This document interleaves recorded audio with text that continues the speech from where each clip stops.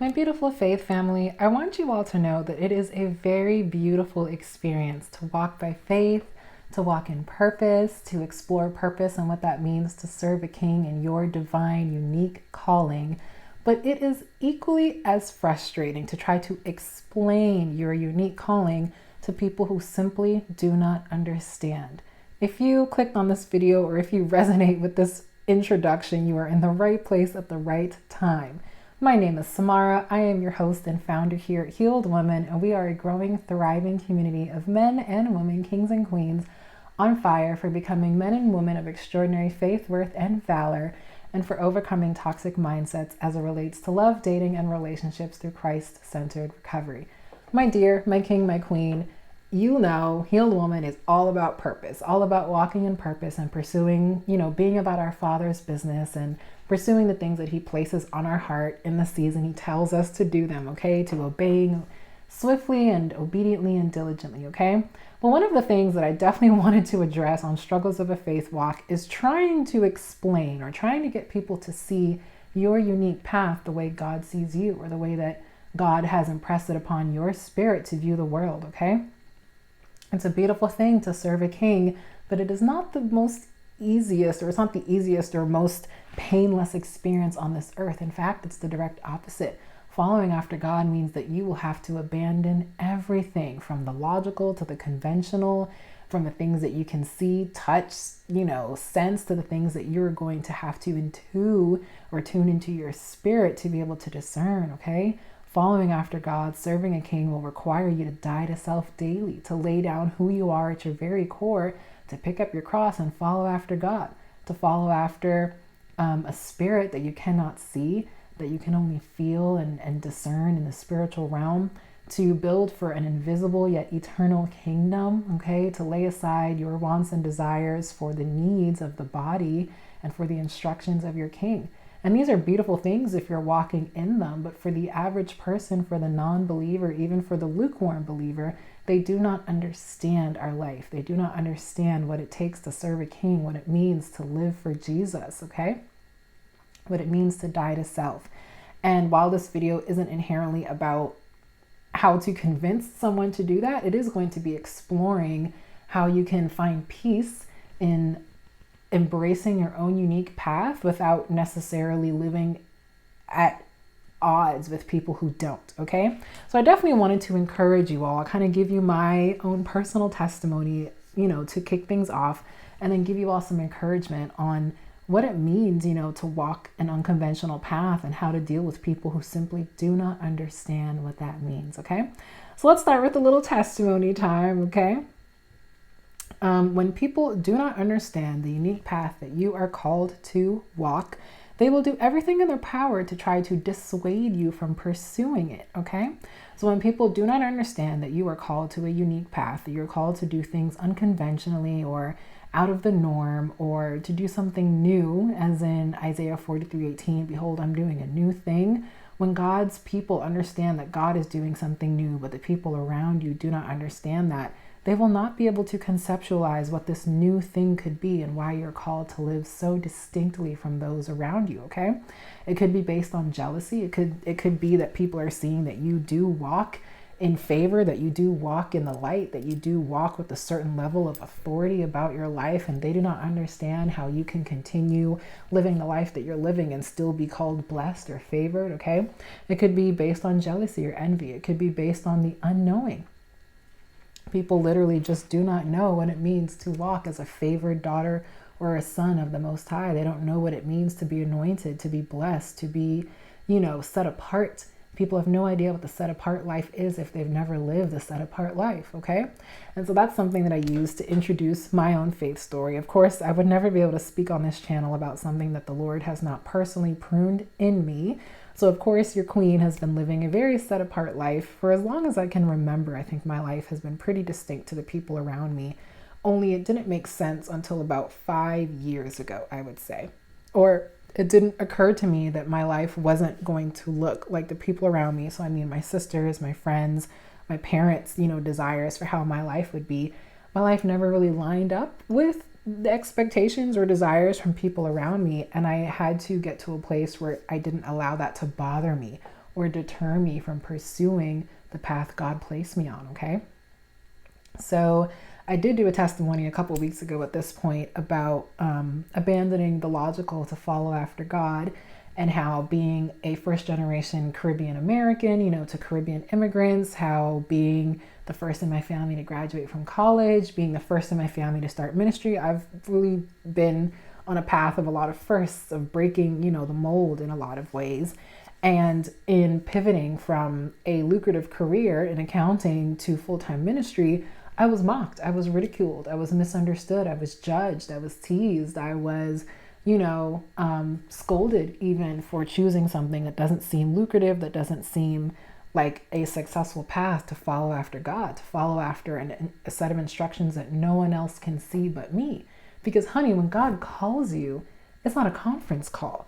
God is not going to call up everyone in your inner circle and tell them, oh yeah, this is what I told your friend, your sister, your daughter to do. I hope you're on board with it. No, when God gives you a vision, it's your vision, honey. When God speaks to you, it is for your ears only. You are lucky, blessed even if the people around you, or if anyone in your inner circle can understand or comprehend what you are called to as a daughter or son of the Most High. Most times you will be a trailblazer in your inner circle. You will be the only one around you doing the things God has called you to do. And it's hard, it's difficult, it's not always going to make sense. It's not ever going to make sense until it does. It's not really going to make sense until it makes a miracle. It's not really going to produce what you thought it would produce until, you're walking in harvest season and you're beginning to reap all the things that you've sown in tears, okay? Choosing to live an unconventional path, choosing to walk uphill, walk upstream, okay? Swim upstream. It's difficult. You are probably called to be a leader. You're probably called to turn your back to people and walk in a certain direction, and God will add the followers.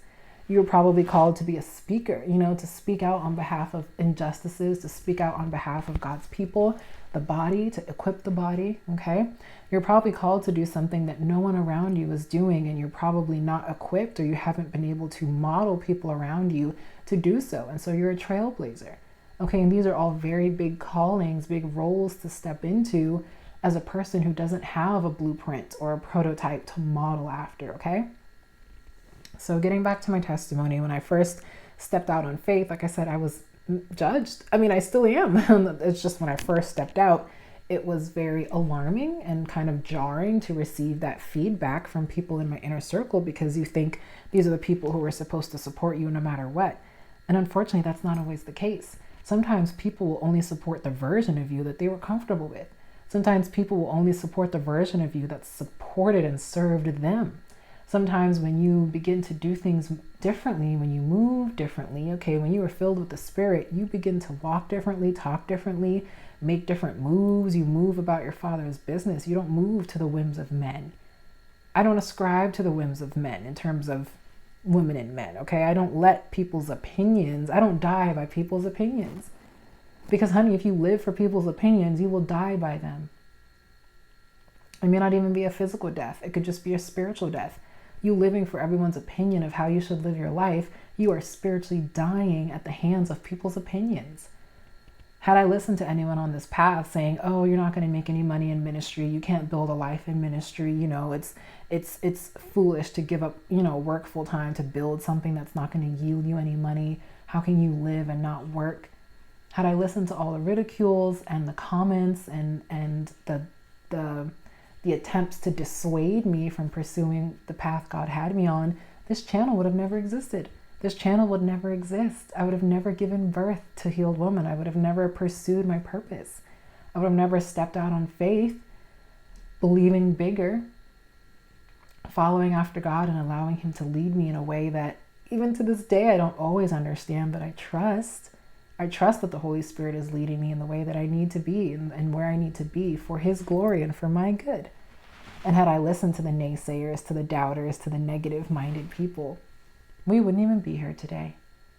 And so people who do not understand where God is taking you will not understand why you have to walk the way you have to walk, why you have to journey the way you have to journey to get to a place that they have not been, made aware of. They've not been privy to.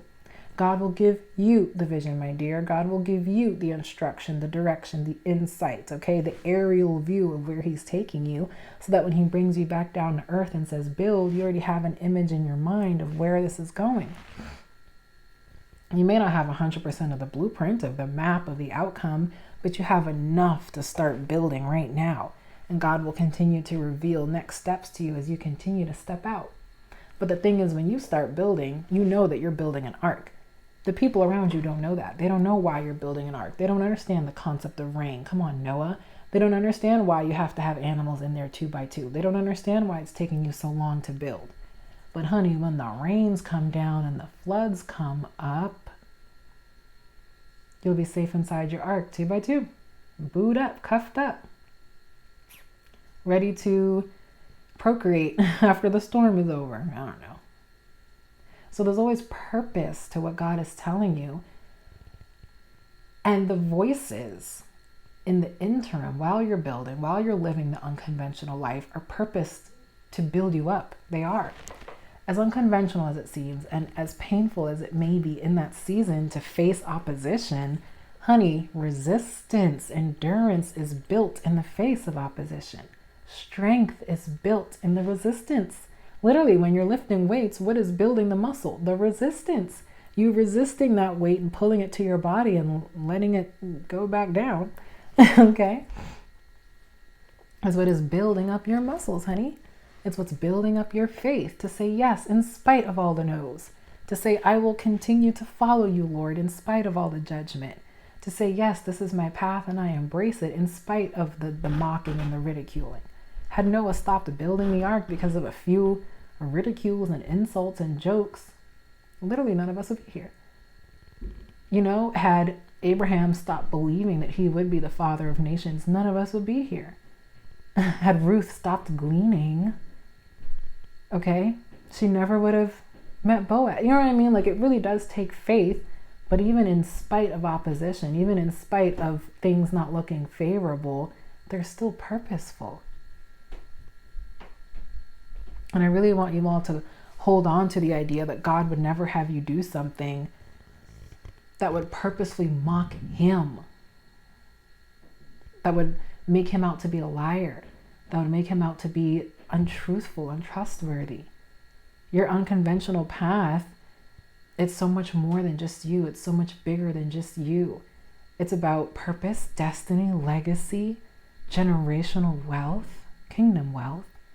Okay, it's about breaking generational curses in your bloodline. And yeah, it's going to require some tough skin on your end. Yeah, it's going to require that you be built up in a way that people will not understand. But honey, when due season arrives and you begin walking in the thing God promised you so long ago, and people are forced to wonder and stand in awe of all that God has done through you, for his glory, they will be humbled into silence. Humbled into silence, my dear. They will not have a word to speak against you. All the mocking and ridiculing, where have they gone? What would they have to say at that point when the promise manifests? They will be humbled into silence, and that's a promise. They will not have a foul thing to say about you because you have walked in the manifestation of something God promised you long ago. It just took a little bit of time, patience, and perseverance. But I promise you, my dear, it's always producing a miracle. And that is what we are ultimately building toward, God's miraculous wonders on this earth. Because we were given the heavenly vision. It's just a matter of us yanking our promise from the heavenly realm into the physical. And so when God says, I have someone for you, when God reveals the person he has for you and says, this is your husband, and you try to tell people around you that, God told me who my husband was, you will be mocked and ridiculed. When God says that you're going to become a major world leader, or that you're going to become a leader of many nations or a father to many nations, people will not understand what that even means. When God says that you're going to give birth and you're 70 years old, postmenopausal, barren, sterile, people are going to ridicule you. But God's word always stands. God's word is always spoken before it occurs. which means God is just giving you a heads up of what he's going to do in your life. He's just giving you a courtesy visit, a courtesy call of what he's going to do through you as his willing, yielded vessel. Will you say yes, even though it doesn't make sense right now, even though it does not feel good right now to have such a large promise over your life and no evidence to prove that it will manifest? But will you do it because your Father said he's going to do it? Will you say yes, knowing that your Father is not a liar, that his words do not return to him void? Everything he promised in his word came to pass, and everything he's spoken over your life is absolutely coming to pass.